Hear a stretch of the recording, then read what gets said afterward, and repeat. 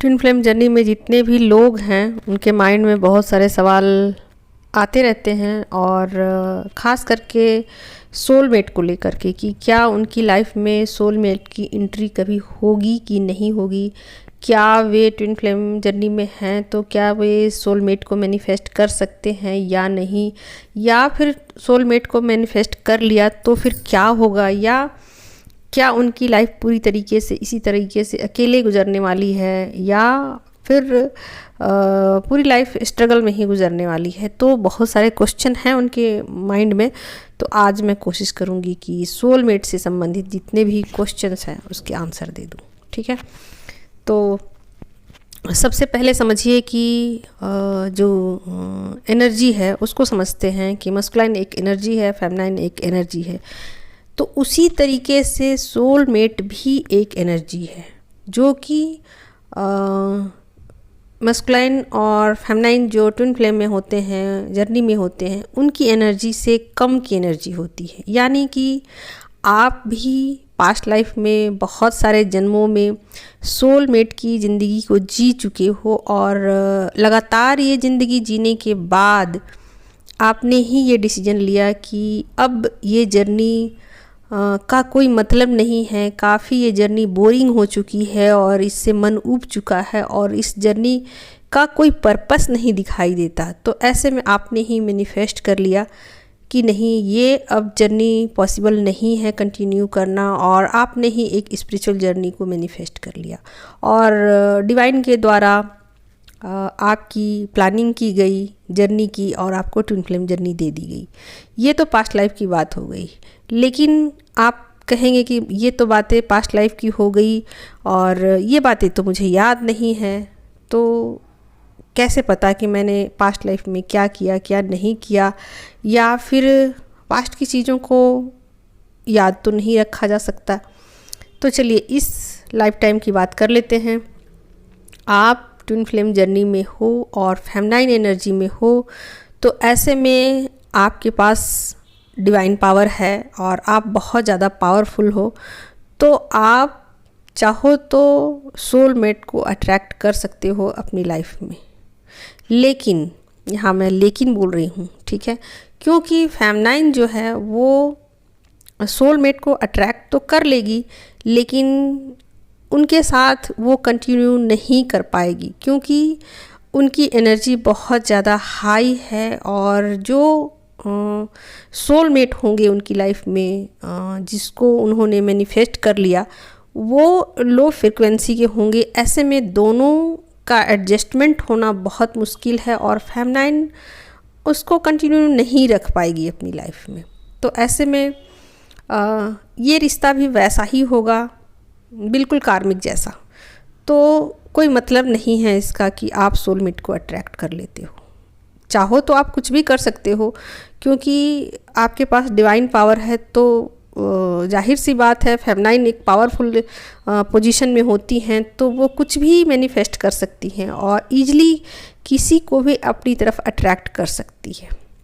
अब रहा सवाल कि क्या ट्विन फ्लेम जर्नी में सोलमेट को दिया जाता है, तो नहीं जी नहीं, इस जर्नी में आपको सोलमेट नहीं दिया जाता है, क्योंकि ये एक स्पिरिचुअल जर्नी है और इसमें आपकी सोल की ग्रोथ होनी होती है और आपको 3D के लिए मनोरंजन नहीं देना होता है। जबकि सोलमेट एक जो एनर्जी है वो पूरी तरीके से 3D की चीज़ों को एंजॉय करने के लिए जाना जाता है। यानी कि आप जब भी सोलमेट जर्नी में होते हो, या जो भी लोग होते हैं सोलमेट जर्नी में, वो 3D की चीज़ों को एंजॉय करते हैं और लाइफ को एंजॉय करने के लिए जर्नी दी जाती है। और उसमें स्पिरिचुअल कुछ भी नहीं होता और उसमें सोल की ग्रोथ कुछ भी नहीं होती। तो ऐसे में आपको नहीं दी जाती है। आपके लाइफ में कार्मिक भेजे जाते हैं ताकि आपकी कार्मिक बैगेज रिलीज हो सके और आपकी सोल की ग्रोथ हो सके। तो इसीलिए आपकी सोल की ग्रोथ के लिए आपको आपके डीएम दिए जाते हैं और कार्मिक आपकी लाइफ में आपके बैगेज को रिलीज करने के लिए भेजे जाते हैं। तो 2 रिश्ते ही दिए जाते हैं। और हाँ, कोई पूछना चाहता है कि हाँ, क्या कभी भी मतलब इस जर्नी में सोलमेट को दिया जाता है, तो हाँ, इसका उत्तर हाँ है, क्योंकि जब आप जर्नी को पूरी तरीके से समझ लेते हो और आपकी अवेकनिंग हो जाती है और डिवाइन फेमिनाइन को dark night of the soul से गुजारा जाता है, तो फेमिनाइन की स्थिति बहुत ही नाजुक हो जाती है, सोल लेवल पर, माइंड लेवल पर और मनी के लेवल पर, सभी लेवल पर फेमिनाइन की स्थिति डमाडोल हो जाती है। ऐसे में उनको ऊपर उठाने के लिए 3D में और उनका सोल पर्पस में उनकी मदद के लिए उनकी लाइफ में सोलमेट की एंट्री करा दी जाती है। तो ये पूरी तरीके से डिवाइन प्लानिंग के आधार पर होगा, ना कि आपको चाहने से होगा। क्योंकि अगर डिवाइन को ऐसा लगेगा कि आपको सोलमेट की ज़रूरत है, यानी मदद की ज़रूरत है, सोलमेट का मतलब ही यही होता है कि आपको 3D की चीज़ों में पूरी तरीके से मदद की जाए, आपको ऊपर उठाया जाए। तो जब डिवाइन को ऐसा लगेगा कि आपको किसी सोलमेट की ज़रूरत है और आपको 3D में सपोर्ट की ज़रूरत है, तो फिर आपकी लाइफ में सोलमेट की एंट्री करा दी जाती है। अब यहाँ पर बहुत सारे लोगों का क्वेश्चन ये होगा कि क्या उससे 3D को एंजॉय किया जा सकता है? तो नहीं, यहाँ 3D में एंजॉय करने के लिए आपको सोलमेट नहीं दिया जाएगा। ये सोलमेट आपकी ही फ्रीक्वेंसी का होगा लगभग, लेकिन आपके जैसा नहीं होगा।